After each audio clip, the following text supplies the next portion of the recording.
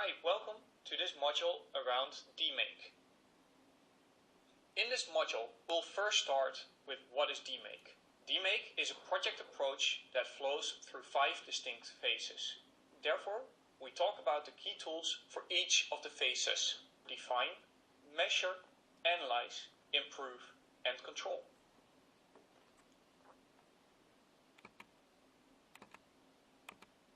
Even though this module is talking about Dmaic, it does not replace the advanced CI training offered by the Academy. So if you want to have continued learning, or if you want to become an advanced practitioner, lead practitioner, expert, or master, you should still go to the Academy for a full training. In earlier modules, you've seen this pyramid of improvements, where we typically start with the daily improvements. Those are small team-based improvements where the main approach is the 3C. In the more complicated projects, being the improvement initiatives and the breakthrough projects, which are larger scale improvements at either regional or global level, there are 3 main approaches for solving our improvement initiatives and breakthrough projects. The first one being Dmaic, which is a structured problem-solving project approach. Then A3, which is again a structured problem-solving approach. However, this is on one page and is aimed at visualizing the progress of this project. Then we have Kaizen. Those are focused small burst improvements, where people come together for a short time to solve a problem. In this module, we'll be looking into what Dmaic is about. If you ever need help choosing what project methodology to use, this overview might actually help you distinguish when to use what. So what is Dmaic? Dmaic is a structured project approach that helps us to deliver on improvement projects. This approach ensures that we carefully determine the problem by checking what the customer needs. We use data to ensure we assess how large the problem is, to then going into root cause analysis, and we end up with solutions and documenting our new way of working. Looking into more detail into Dmaic, we see 5 distinct phases. The first one is define. That phase zooms into understanding the problem and the customer needs. Then we go into measure, which is about building the baseline, or in other words, determining how large the problem is. Then we go into analyze. That is the moment where we start to seek out what the causes are to the problem, followed by improve, where we develop and pilot potential solutions. Ultimately, the last step in such a project is control, which will describe the new way of working and how to share this knowledge. If we look at Dmaic, most people refer to Dmaic as a very complicated approach. Let's take a look at this video and see Dmaic being used in practice. Now that you've seen Dmaic in practice, let's look at the various stages and the deliverables of a Dmaic project. So Dmaic consists of 15 distinct phases, 3 per item, and the various deliverables that you need to have completed at the end of that phase. Important to know is that also communication and project management form the basis of a successful Dmaic project. Going back into improvement initiatives and breakthrough projects, where the goal is to eliminate or reduce process issues at a regional or global level. The module will cover some of the main tools for each Dmaic phase. For define, that is the voice of the customer, and the so-called critical to quality, or abbreviated CTQ. Measure, where we look at value stream mapping. In the analyze phase, we'll be looking at the root cause analysis. In improve, we're going to look at brainstorming and how to document our process standards. And in control, we talk about benefit tracking. Important to realize that every project starts with a charter. Then, once we go into the project execution, we are using the Dmaic approach in this example. Throughout the project, we expect project progress reporting to be done, and at the end of the analyze phase, we have an approval on the baseline or the business case. We continue tracking our progress till we have completed the control phase. And then we go into the realization, where we track our actual benefits.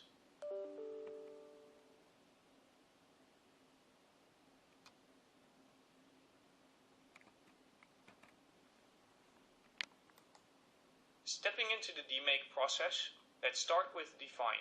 For the define phase, there are various deliverables, but the two we're going to be looking at are voice of the customer and the business, and the C2Q tree.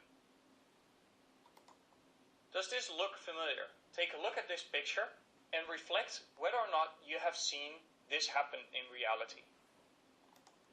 If we go into determining what our customer really wants, we first need to start with finding out what the customer wants, followed by analyzing this, and then translating it into specific demands and formulate prerequisites. Finding out what the customer wants typically starts by listening to the voice of the customer. It might start with a customer satisfaction survey. However, we will typically end up doing interviews with a subset of our customers. Once we have done these interviews, we can go and analyze and structure this information. That means, how do we group it and what does this information mean?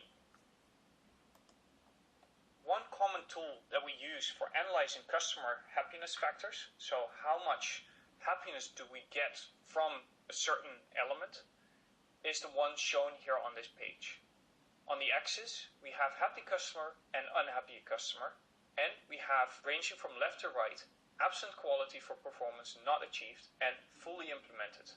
As you can see, it starts with exciters and delighters. Those are unexpected items that people will like. One example of an exciter or delighter is for new joiners to receive the most up-to-date iPhone on the market. The next one is performance, where the customer happiness is determined the more performance you give them. You can see this as the more money we give you, the more happy you tend to be. The next one are threshold or basic, so basically must-have items. And when they're not available, the customer will certainly be unhappy. So a threshold basic item in our company is that everyone will receive a computer or a laptop to do their work. If it's not there, we will not be able to do our work. And last but not least, there's the indifferent. For some people, that might be, it doesn't matter if the laptop is made of HP, Dell, or Samsung. They are just happy to be able to work with a system that operates on Windows. This tool helps you to understand where are we with our customer and what should we do.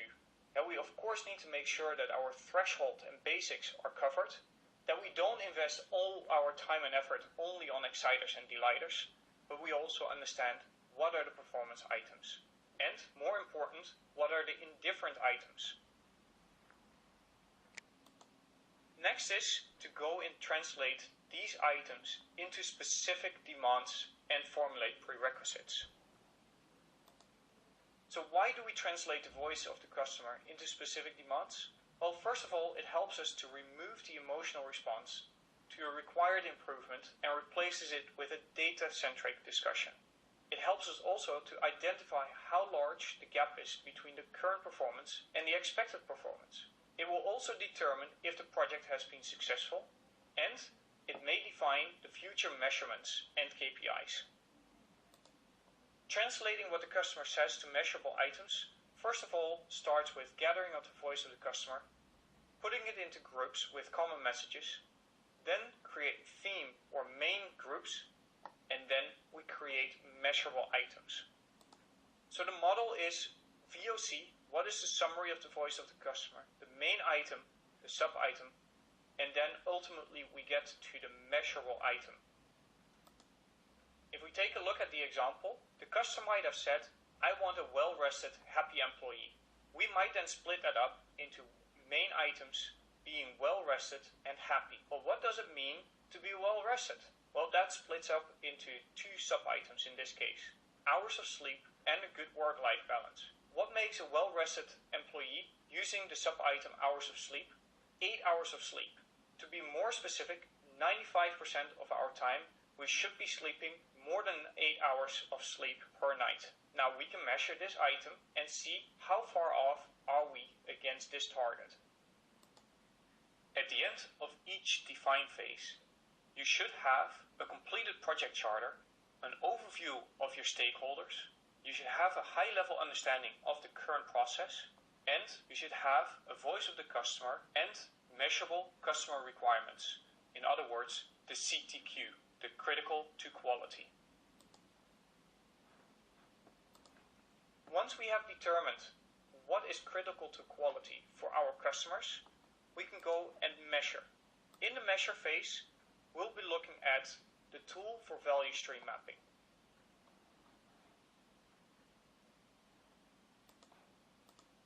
So what is a value stream map?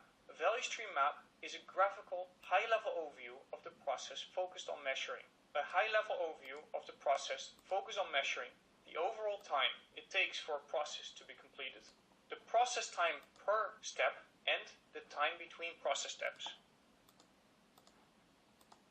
In an example here, we're looking at hiring a new employee from the moment that the requisition is approved to the employee is hired.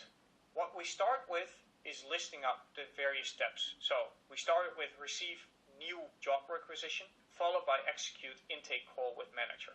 Then we start to measure. We measure how long does it take to actually execute the activity and how much time is in between these activities. When we calculate the total time for the process, we come out at 108 days from the moment of approval till hire. The total time worked is 28.25 hours.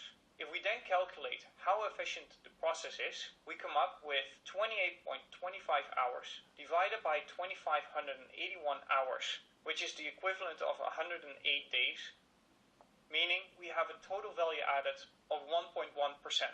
Is this an efficient process? Probably not. In our processes, when trying to find out where in the value stream map we have waste, we recommend that you use the Tim Woods approach to identify where the waste is found. At the end of the measure, you should have identified the baseline, so basically identifying how large the problem is, collected the data and understand what the difference is between the expected performance and the actual performance, and a graphical insight that shows the actual performance against the goal and the CTQ requirements.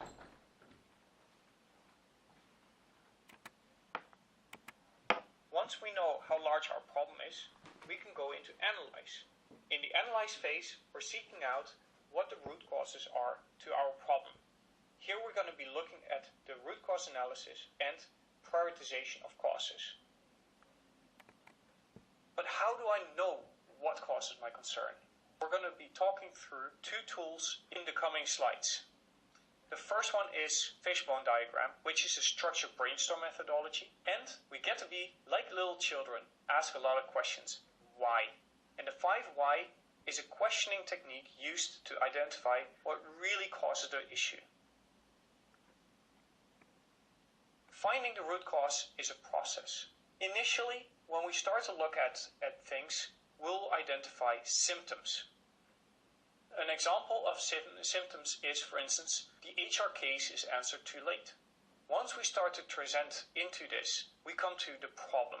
And the problem is that our customers need to wait too long to get answers to their questions. That's a problem. They would like us to be quicker. And then, once we have identified the problem, we can then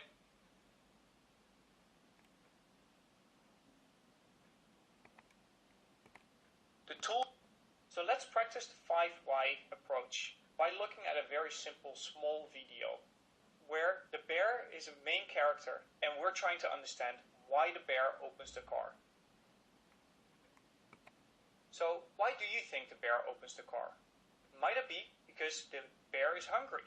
But why is the bear hungry? Well, he cannot find food in his own habitat. And why is that?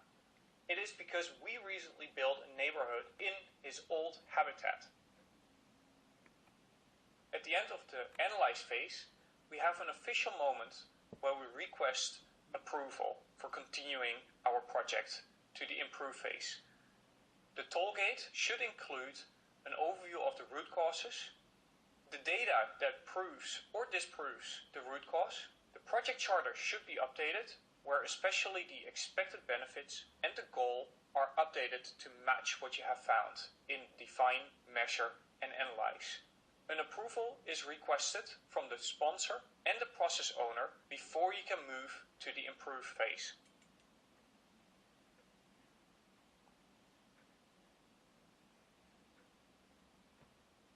Now that we know what the root causes are to our problem, we can then go into the improve phase. But before we do that, we need to get an approval from the steering committee. The tools that we're going to be focusing on in our improvement phase are how do we determine the improvements and how do we define what the new process should look like. Generating ideas is generally done through brainstorming. There are some common methods for brainstorming. We have a silent brainstorm, which is used to generate many different ideas and solutions without distractions or influence from other members of the group. Another option is structured brainstorm, used to generate different ideas and solutions where people build upon the ideas of others. And the last method is mind maps. These are often created around a single concept drawn as an image in the center of a blank page, and then the team starts to associate ideas with that image. Once we have captured our ideas and we decide that we're going to define new processes to help us resolve the problems we have, we then go into standardization. So what is standardization? Standardization is about standardized processes. Those are fully documented processes followed by all people. Then we have variants, where the first one is the best known method. So this is how all people perform the task the best way. We also capture it in very detailed instructions, so all people can follow the exact same procedure to then continuously update our instructions based on continuous improvement or changes to systems and processes. How it is done? Well, the first step is number one, where we define the object or the process that you want to focus on and analyze it in its actual state. Then we go into optimize the process, we align our existing documentation, we test the new standard, we communicate what has been changed, and we train our colleagues. Then we translate the new standards and the way things are solved to other areas. That means we share our best practices and we make the change lasting and sustainable. AkzoNobel has determined a standard for describing our processes, and it ranges from a level 0 all the way to a level 4. If you want to learn more about that model, please follow the link provided on this page. At the end of the improve phase, you should have a list of solutions that will help take away the root causes or reduce the impact that the root causes have on our problem. An assessment needs to be made about what solutions have the biggest effectiveness in effort and in value. If needed, a pilot is done to prove that the solution works. In the case of a pilot, we should showcase the difference between the current performance and the new performance, and we should develop an implementation plan.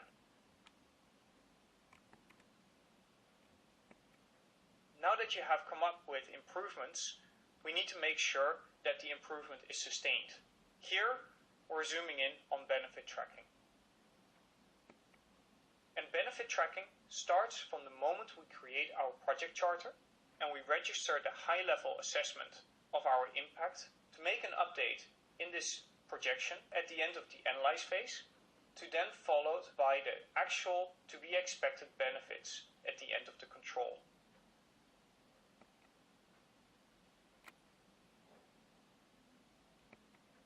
At the end of the analyze phase, we have an official moment where we request approval for continuing our project to the improve phase. The tollgate should include an overview of the root causes, the data that proves or disproves the root cause. The project charter should be updated, where especially the expected benefits and the goal are updated to match what you have found in define, measure, and analyze. An approval is requested from the sponsor and the process owner before you can move to the improve phase.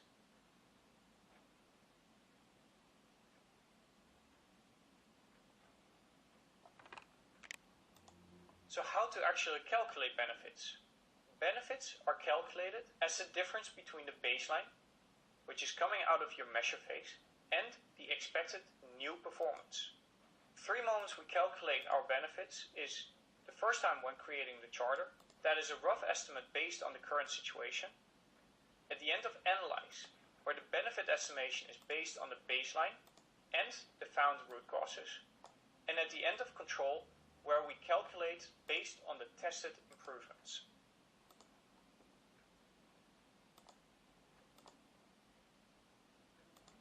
There are some tips to consider for calculating or determining the benefits. The first one is always try to quantify the benefit to a financial impact. If it is not possible to make a financial impact, then try to quantify the benefit to a percentage impact. Or quantify it to a benefit in time. But we prefer that you try to quantify each benefit to a financial impact. Things that can be calculated to a financial impact are time spent in our team, money we spend to help our customers save money, such as lower travel costs.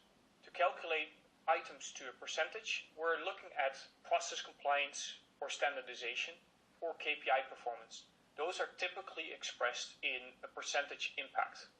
The last bucket is quantifying the benefit to a time impact. The time improvement typically is calculated on a generic time spent of our customer, and where it is very difficult to trace this back to how much do we actually save for the organization.